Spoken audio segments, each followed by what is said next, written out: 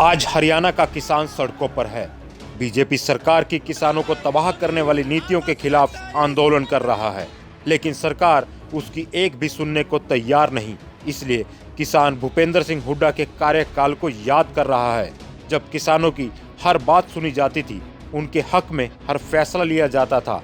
यही वजह है कि हुड्डा सरकार के दौरान पूरे हरियाणा में कोई किसान आंदोलन नहीं हुआ, कभी किसानों पर लाठी या गोली नहीं चली। किसानों को फसलों के सबसे ऊंचे रेट मिले और वक्त पर पेमेंट हुई। आप आंकड़ों के जरिए समझिए कि कैसे हुड्डा सरकार के दौरान फसलों की एमएसपी में हुई बढ़ोतरी के सामने बीजेपी सरकार में हुई बढ़ोतरी ऊंट के मुंह में जीरे के समान है। बीजेपी सरकार ने गेहूं के दाम में महज 50 रुपए की बढ़ोतरी की।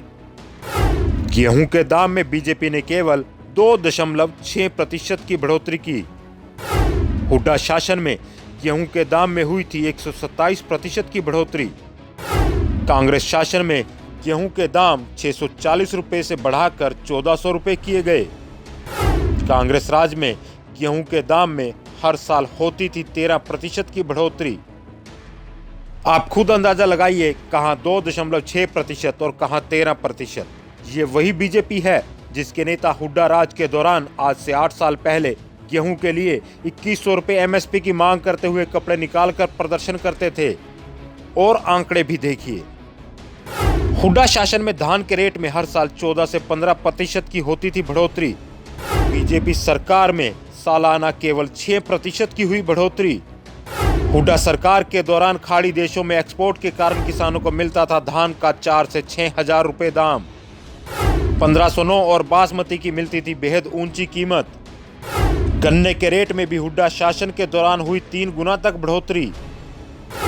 हुड्डा शासन में गन्ने के दाम 117 रुपए प्रति क्विंटल से बढ़ाकर 310 रुपए किए गए।